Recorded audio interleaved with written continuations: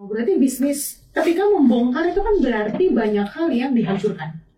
Yes. Apakah ada sesuatu yang menarik dalam proses penghancuran bisnis di konstruksi? Mas Iyo?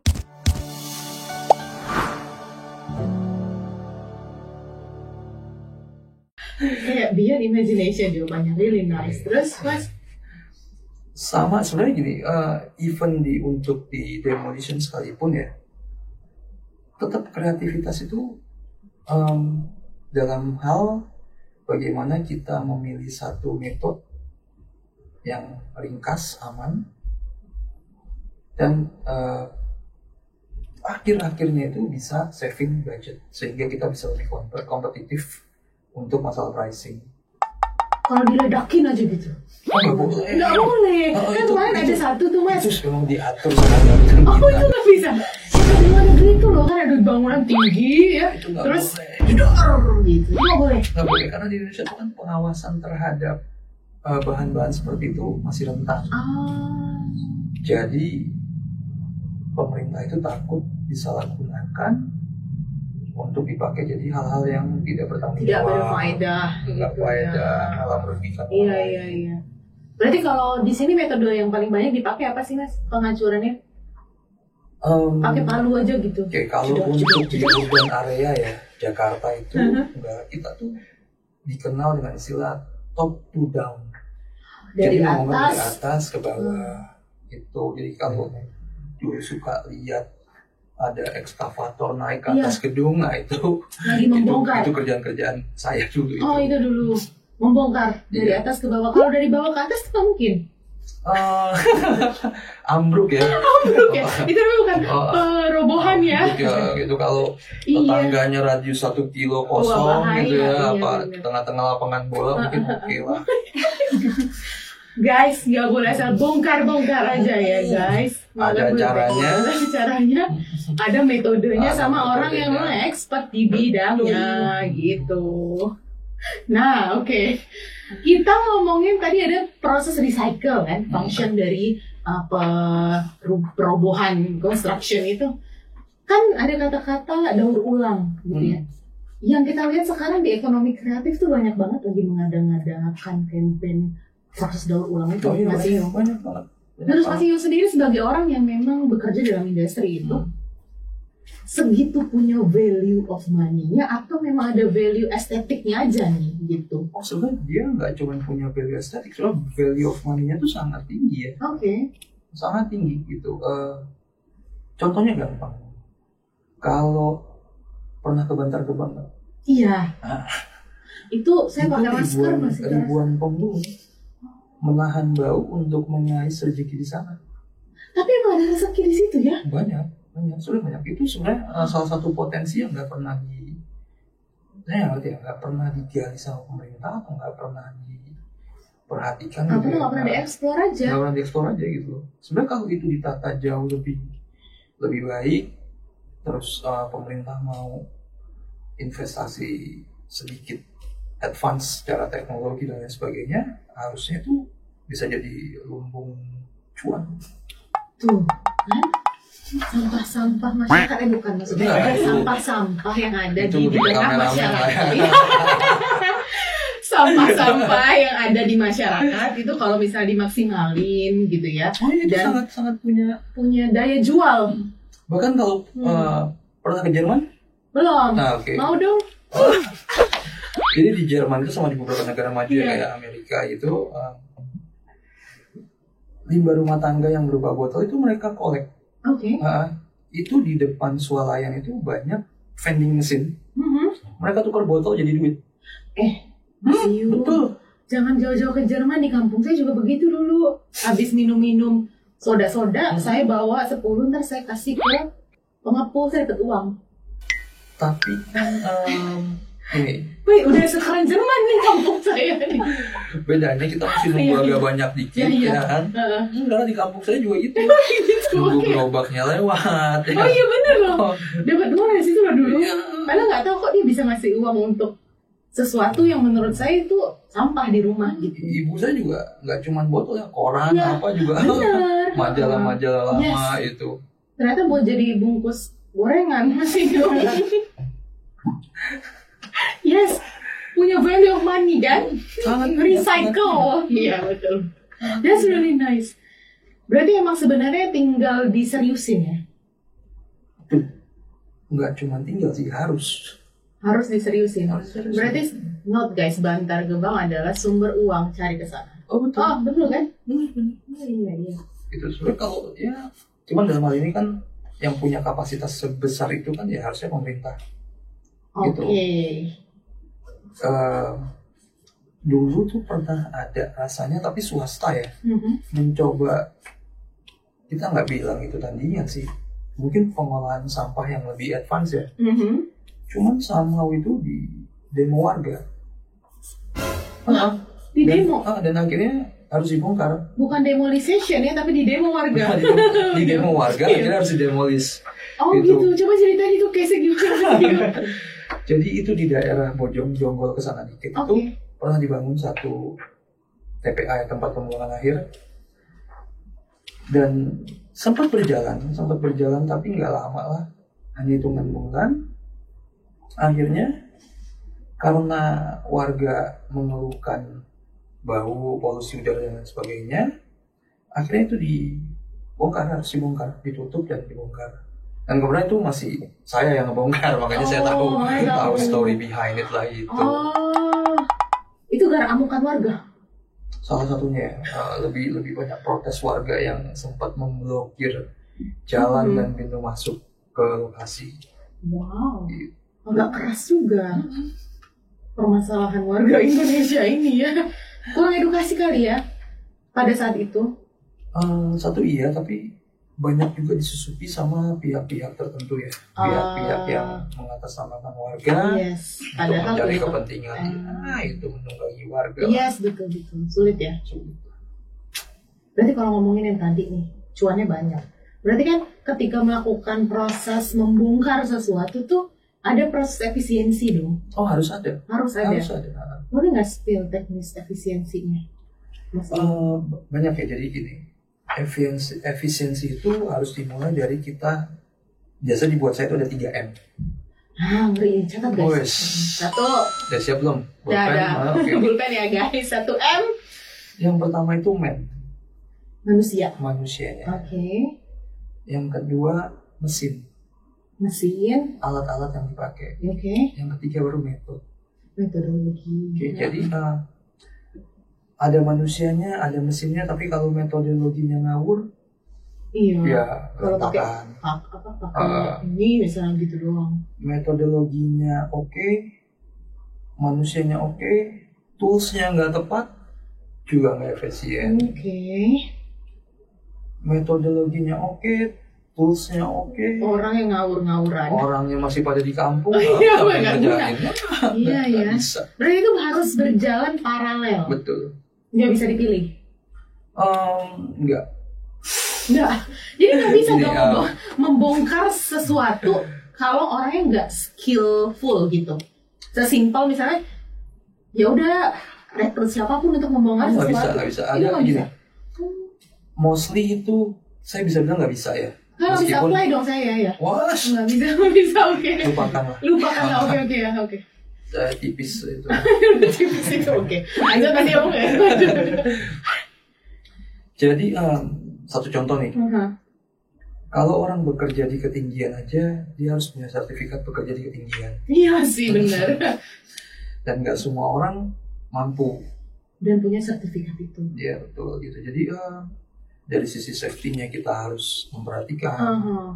Lalu dari alat-alat juga harus pakai alat yang saya tepat guna kan, nggak mungkin dia naik ke atas bawa alat-alat yang nggak kepake atau alat yang memberatkan atau bahkan membahayakan dia. Gitu. Coba kebayang, saya pernah melihat itu orang ngelas di ketinggian 30 meter, 40 meter.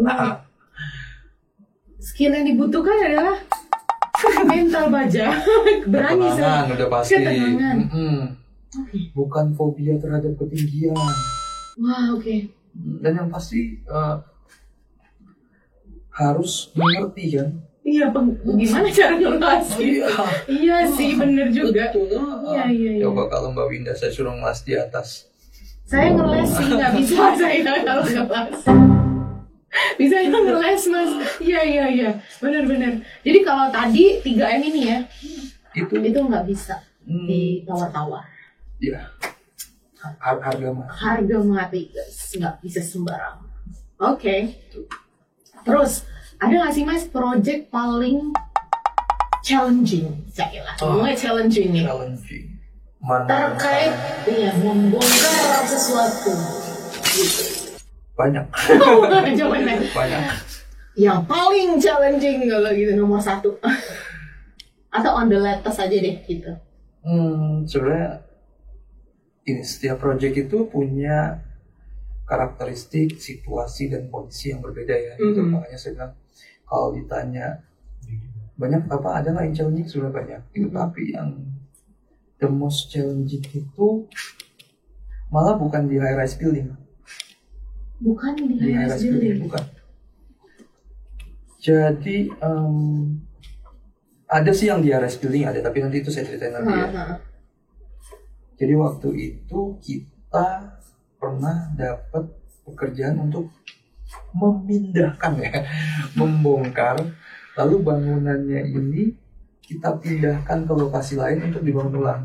Sebentar dulu nih, saya lagi Oke. Kita harus bongkar bangunannya, nggak boleh rusak, dan dengan presisi terus kita marking. Ini segini kayak kita ngerubuhin Lego, tapi nanti itu mau kita assembling ulang untuk jadi bangunan yang sama, cuman di lokasi berbeda aja.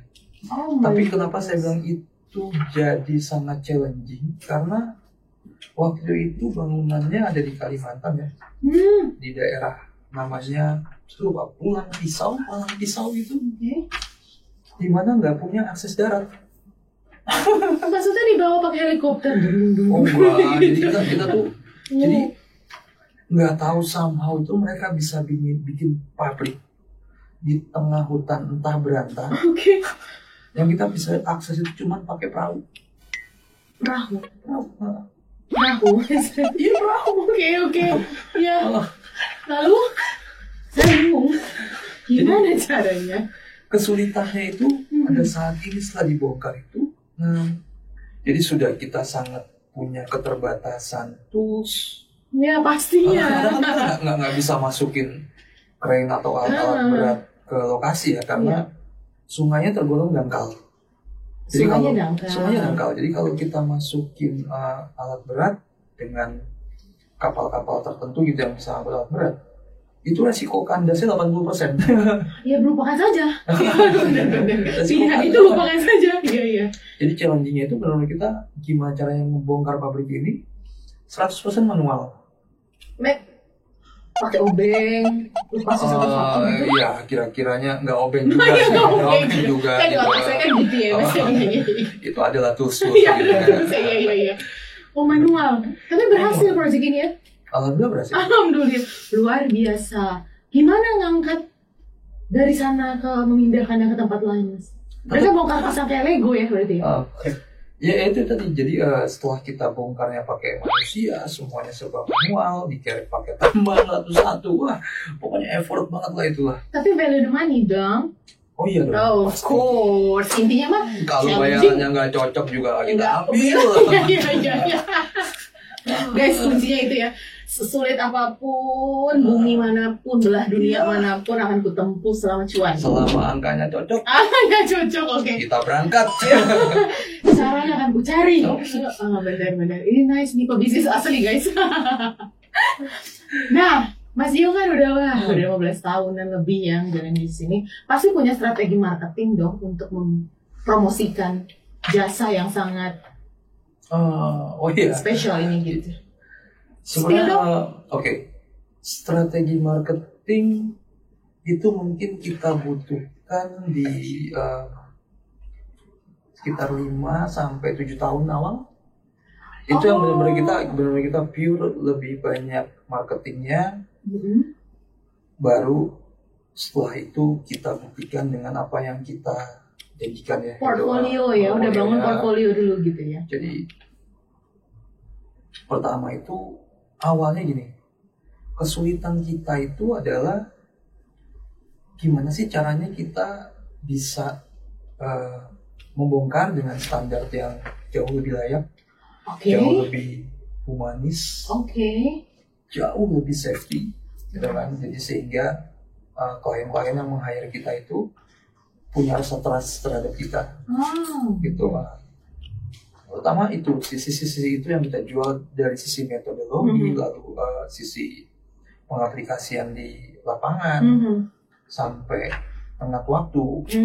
Sebenarnya marketing by doing, gitu. Jadi setiap project itu buat kita ya papan iklan. That's really nice tuh. Jadi kita mencoba men-treat ya project kecil, project besar itu dengan cara yang sama, dengan strategi yang sama, dan dengan hasil yang sebaik mungkin, gitu. Terutama yang sangat kita jaga itu dari segi timeline waktu. Karena ini hal lain itu masih bisa disubstitusi, tapi waktu itu sekali lewat, it's gone. Oh my god. Benar, jadi sungguh filosofis ini guys. Iya, filosofis sekali loh. Ada beberapa owner itu yang akhirnya ya tanpa mendiskreditkan pihak lainnya gitu. Jadi dia waktu itu sempat approach ke kita, lalu kita kasih tahu nih. Cuman somehow menurut mereka tuh sama kita mahal. Lalu dia panggil orang lain, dan for some reason projectnya gagal di tengah jalan. Lalu saya harus nyapuin lah. Itu jadi akhirnya dia cut off kontraktor itu, terus kita ya membereskan lah sisa-sisa pekerjaan. Di situ owner bilang kita itu pembangunannya akhirnya mundur sampai hampir 2 tahun. Wah, lama ya Wak. Dan sebenarnya di awal kita sudah mencoba mengedukasi ya tentang ini. Wah, perhitungan saya itu simple. Kalaupun Bapak bayar saya dengan angka let's say 5 atau 10 gitu ya. Sedangkan di kompetitor itu cuma angkanya 3 atau 4 gitu. Selisihnya cuma 1 atau 2. Tapi kalau Bapak bandingkan dengan investasi Bapak yang nilainya triliunan, lalu Bapak terlambat 3 bulan aja, hitung aja bunganya. Mungkin bunganya sendiri sudah lebih mahal dibandingin selisih harga yang kita tawarin. Gitu. Jadi itu poin-poin yang akhirnya banyak para owner gedung itu belajar ya, gitu. Makanya sekarang kita juga sudah mungkin lebih banyak return customer. Wow, ini nih kepercayaan pelanggan ya. Yes. Ada kata-kata trusted. 80% itu return customer. That's really nice. Berarti cuma butuh ya 5-7 tahun lah ya. Ya betul, 5-7 tahun puasa ya. Iya, berarti ini banyak-banyak air putih. Benar. Minum cheers dulu. Guys, ini beneran dikirain tayamu.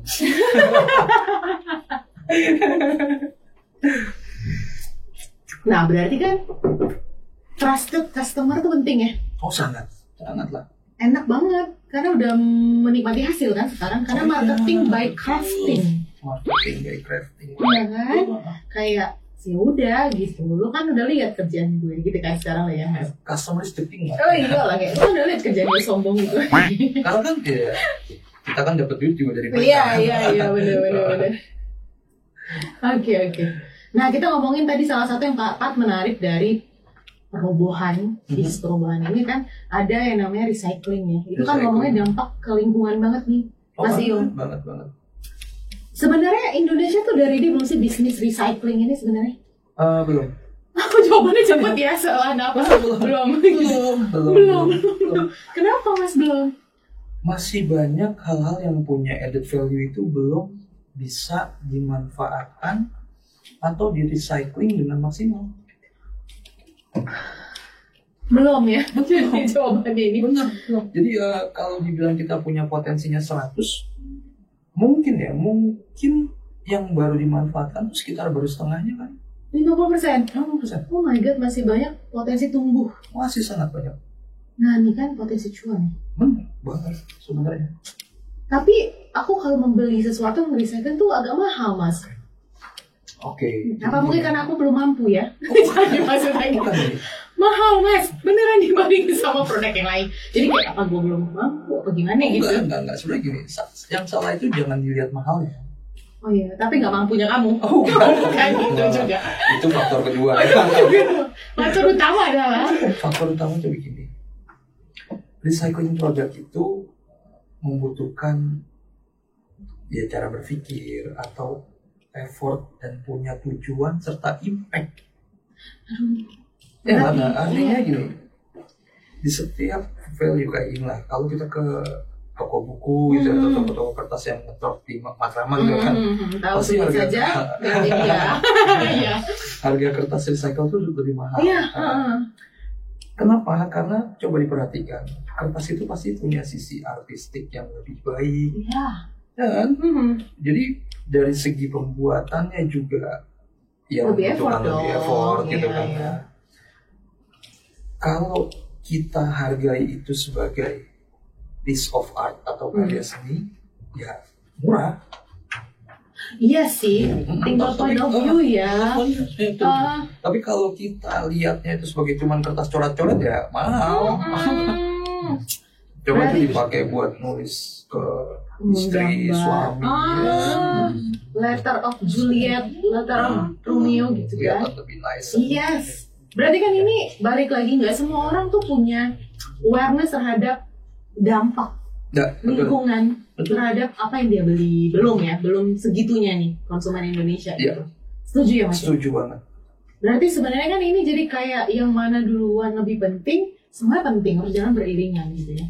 Part edukasi ini kan part yang paling painful juga kan untuk bisnis recycling. Benar. Dan nggak cuman artinya edukasi itu kan harus continue ya. Iya benar. Nggak bisa sekali. Campaign sekali selesai. Habis itu tunggu ada isu pemanasan global baru ada lagi campaign. Bener. Ya nggak begitu juga sih, harusnya memang. Bahkan harusnya juga ada kelas-kelas yang bisa mengedukasi kayak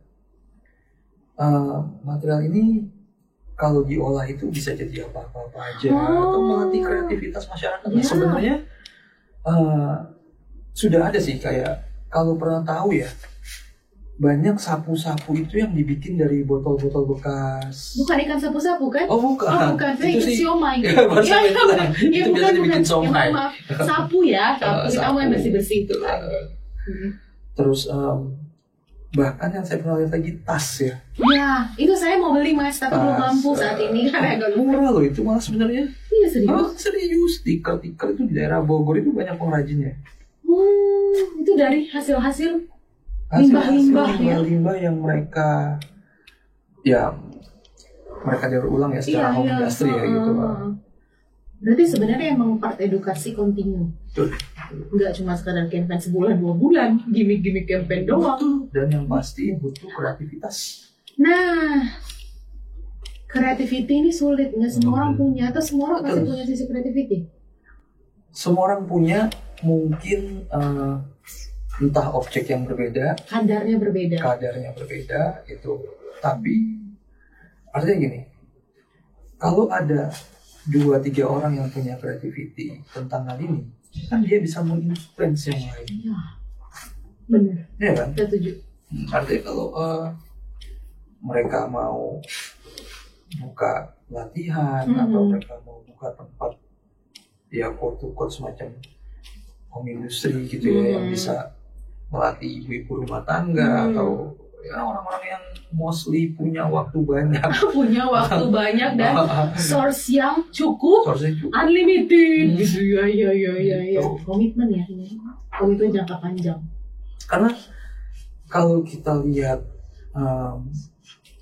sampah tadi itu ya sebagai bahan baku, kan bisa dibilang bahan bakunya murah loh. Relatif sebenarnya ya nggak mahal, gampang ditemukan. Yes. Gitu terus tersebar dimanapun ada gitu kan. Nah, tinggal gimana kita bisa mencontoh, misalnya ada kampung di Bogor yang mereka bisa jadiin sedotan jadi tikar. Oh iya, saya ingat. Ya. Terus mereka bisa jadiin botol jadi sapu tadi dan lain sebagainya gitu kan. Kalau hal ini bisa copy paste gitu ya ke entah Jawa Tengah, Jawa Barat dan lain sebagainya, kan harusnya bisa membuka lumbung-lumbung ya penghasilan baru, menyerap tenaga kerja baru gitu. Sayangnya masih home industry ya, harusnya di scale up nggak sih? Dan itu butuh dukungan banyak pihak ya. Terutama government ya. Kita langsung mention gitu. Biar pemerintah itu punya awareness gitu. Untuk recycling gitu. Yes, okay. Ada pesan sponsor di belakang sana Mas. Katanya coba dong kasih saran buat teman-teman yang bisa menjadikan bahan baku utama tuh dari tadi bekas-bekas bongkahan itu untuk bisa dinaikin value-nya. Oke. Gitu. Yang pertama, berani, just do it.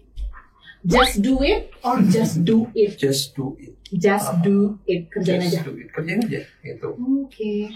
Lalu saran yang kedua itu coba cari preferensi ya. Itu artinya bisa lihat di online shop atau apa. Banyak kok sekarang kan informasi sangat terbuka gitu ya. Produk-produk apa yang easy selling atau memang banyak peminatnya. Ada selling gitu.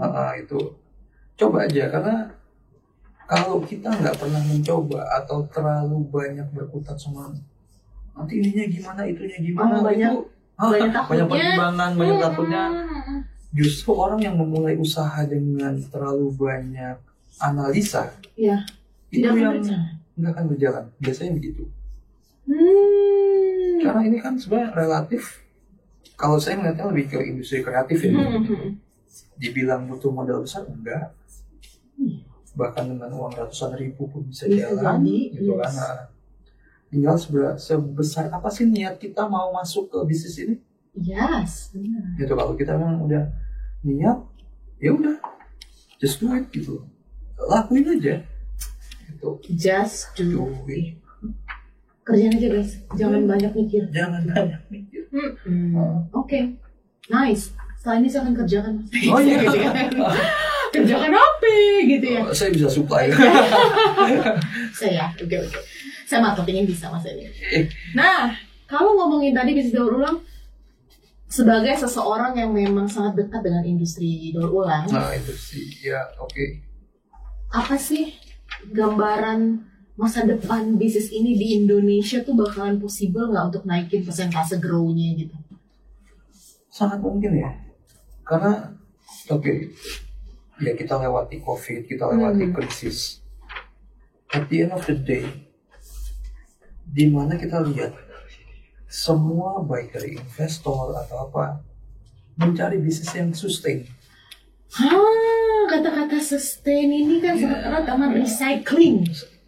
Jadi, recycling ini kalau kita bisa memanfaatkan itu ya kreativitas kita mengolah satu bahan yang secara nilai value itu masih belum terlihat, lalu kita olah dengan sedikit sentuhan untuk sampai bisa jadi punya added value yang lebih, otomatis pasti akan sustain lah. Masih sustain. Berarti sustainability sangat erat dengan mendaur ulang. Bukti paling konkret itu begini. Kalau kita lihat di mana di luaran ya gitu, justru bisnis yang nyaris anti krisis atau apa adalah bisnis pengepul limbah-limbah. Iya lagi. Mau corona lewat, bertahan ya. Krisis lewat tuh mereka survive kok. Memang terlihatnya kotor, jorok. Iya sih, ya lagi nih. Kadang-kadang kan orang malas ya, orang kan butuh prestis. Ya betul. Iya kan? Gitu. Pengennya yang kayak rapi, kantoran. Iya benar gitu. Tapi dompetnya kalau tebel. Iya. Jangan salah guys, gitu. Berarti emang benar nih, balik lagi tergantung mindset ya. Kalau point of view-nya ngelihat segala sesuatu yang ada sisanya bisa ditambah value-nya, itu akan menjadi sesuatu yang cuan. Jadi dari sampah jadi cuan. It's really nice. Ini jadi title ya. Jadi title ya guys. Kita sampai pada penghujung podcast kita hari ini, tapi kita bakalan ngundang lagi Mas Iyung karena so interesting anyway guys. Thank you so much Mas Iyung atas sharing sesinya hari ini. Bisnis yang mungkin kita nggak kepikiran bahwa membangun juga akan ada bisnis selain membangun juga menghancurkan sesuatu gitu. Dan itu juga potensi cuannya keren banget. Thank you Mas Iyung. Oke. Semoga bisa menambah wawasan dan juga mindset yang baru untuk teman-teman pada semoga. Amin. Dan bisa membangkitkan mungkin teman-teman ya untuk mau bisa lebih kreatif dan ikut berpartisipasi merecycling barang-barang yang secara nilai tadinya itu kurang berharga menjadi berharga dan ikut menjaga bumi kita tercinta. Oh my goodness, tepuk tangan semua yang kayak di sana. Mindfulness banget hari ini. Thank you so much dan sampai ketemu di episode selanjutnya. Bye bye. Yeah.